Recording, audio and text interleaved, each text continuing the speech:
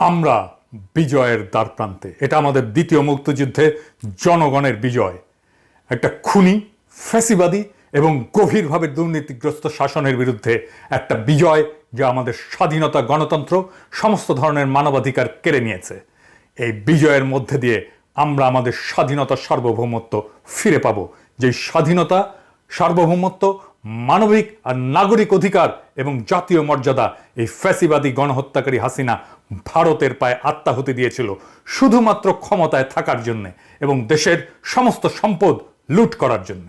আমাদের জনগণ, বিশেষ করে আমাদের নির্ভীক ছাত্ররা এই বর্বর রাষ্ট্রদ্রোহী শাসনের বিরুদ্ধে জেগে উঠেছে। মহাকাব্যিক সংগ্রামে তারা আমাদের এই বিজয়ের মুহূর্তে পৌঁছে দিয়েছে। আগামী কয়েক ঘন্টা এবং আগামী কয়েক দিন জনগণ এবং একটা দেশ হিসেবে, একটা জাতি হিসেবে আমাদের ভবিষ্যতের জন্য খুবই গুরুত্বপূর্ণ। সশস্ত্র বাহিনীকে এখন ফ্যাসিবাদ থেকে স্বাধীনতায় উত্তরণকে ত্বরান্বিত করার জন্য তাদের উপরে অর্পিত পবিত্র দায়িত্ব পালনের জন্য আমি আহ্বান জানাচ্ছি, যেন তারা তাদের উপরে অর্পিত মহান দায়িত্ব পালনের মাধ্যমে আমাদের স্বাধীনতা, সার্বভৌমত্ব, জাতীয় মর্যাদা রক্ষার ক্ষেত্রে ভূমিকা রাখতে পারে। এই দায়িত্ব পালনের জন্যই আমাদের সশস্ত্র বাহিনী রয়েছে। সেনাপ্রধান হিসেবে জেনারেল ওয়াকার শান্তিপূর্ণভাবে ক্ষমতা হস্তান্তরের প্রক্রিয়াকে ত্বরান্বিত করার ক্ষমতার একেবারে কেন্দ্রে আপনি আছেন। প্রত্যেক মুহূর্ত খুবই গুরুত্বপূর্ণ এবং ঘড়ির কাঁটা টিক টিক করে অগ্রসর হচ্ছে। আপনাকে দ্রুত সিদ্ধান্ত নিতে হবে এবং কাজ করতে হবে। আমি আপনাকে সেনাবাহিনীর এক উত্তাল সময় থেকে শিক্ষা নেওয়ার আহ্বান জানাই। 1975-এ জেনারেল খালেদ মোশাররফ কার্যকরভাবে চেইন অফ কমান্ডের দায়িত্ব নিয়েছিলেন, কিন্তু কি করতে হবে সেটা নিয়ে তিনি দ্বিধান্বিত ছিলেন। যেই পদক্ষেপগুলি তার নেওয়ার দরকার ছিল সেটা তিনি নেননি, অহেতুক বিলম্ব করেছিলেন। অবশেষে যখন সিদ্ধান্ত নিতে গেলেন, পদক্ষেপ নিতে গেলেন, তখন অনেক দেরি হয়ে গেছে। সে ভারতের পদলেহী এমন সন্দেহে তার নিজের বাহিনী তাকে হত্যা করে। অথচ আমরা জানি সে একজন সচ্চা জাতীয়তাবাদী ছিল, কোনোভাবেই সে ভারতপন্থী ছিল না। জেনারেল ওয়াকার, আমরা জানি আপনি এমন একটা পরিস্থিতিতে আছেন যা খুবই বিব্রতকর। এই ফ্যাসিবাদী রক্তপিপাসু অবৈধ প্রধানমন্ত্রী আপনার আত্মীয় এবং তিনি আপনাকে এই পদে নিয়োগ দিয়েছেন। এটা আপনাকে দ্বিধাগ্রস্ত করতেই পারে, এমনকি অনিচ্ছুক করতে পারে তাকে ক্ষমতা ত্যাগ করতে বলার জন্যে, তাকে ক্ষমতা ত্যাগ করতে বলার জন্য চূড়ান্ত পদক্ষেপ নিতে। কিন্তু একজন অভিজ্ঞ জেনারেল হিসাবে আপনার এটাও বুঝতে পারার কথা যে বর্তমান ছাত্র জনতার গণ আন্দোলন, গণ অভ্যুত্থান শেখ হাসিনার পতনের আগে শেষ হবে না। এমনকি তাকে বাঁচানোর চেষ্টা করা বৃথা হবে। হাসিনাকে অবশ্যই যেতে হবে এবং আপনি তাকে ক্ষমতা ছেড়ে চলে যাওয়ার দরজাটা দেখিয়ে দিতে পারেন। আপনি যাই করুন না কেন, হাসিনাকে অবশ্যই বিদায় নিতে হবে।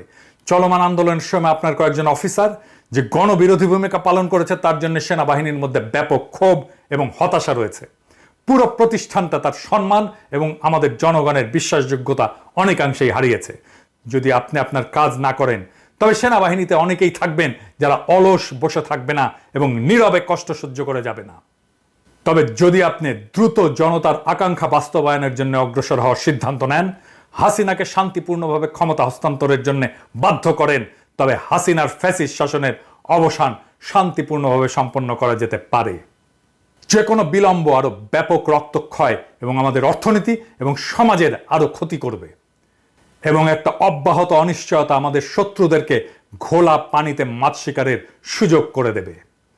তাই আমি আপনাকে আপনার নিজের এবং জাতির ভবিষ্যৎ বিবেচনায় সঠিক পদক্ষেপ নিতে বলি।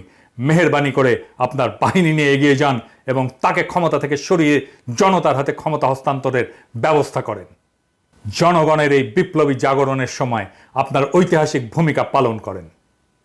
আমাদের জনগণ সম্পূর্ণভাবে আপনাদের সাথে থাকবে। হাসিনার শাসন কার্যত মৃত। এখন এই শাসনকে সমাহিত করার কাজে আপনি হাত লাগাবেন। আপনি কি অপরাধী হাসিনাকে ক্ষমতাচ্যুত করার জন্য দ্রুত পদক্ষেপ নেবেন এবং আমাদের দ্বিতীয় মুক্তিযুদ্ধের একজন নায়ক হবেন, নাকি তাকে বাঁচানোর চেষ্টা করার জন্য একটা নিরর্থক এবং রাষ্ট্রদ্রোহী কাজে লিপ্ত হবেন? এই পছন্দ আপনার, এই সিদ্ধান্ত আপনাকেই নিতে হবে। আপনি এই একটা পদক্ষেপেই সেনাবাহিনীর হৃত গৌরব ফেরাতে পারেন, নয়তো জেনারেল খালেদ মোশাররফের দুর্ভাগ্যজনক পরিণতি বরণ করতে পারেন। আমরা আশা করব আপনি এই ঐতিহাসিক মুহূর্তে জনতার পক্ষে দাঁড়িয়ে সেনাবাহিনী নামের এই ইনস্টিটিউটকে রক্ষা করবেন। সৃষ্টিকর্তা আপনাকে সঠিক সিদ্ধান্ত নেওয়ার তৌফিক দেন। ইনকিলাব জিন্দাবাদ।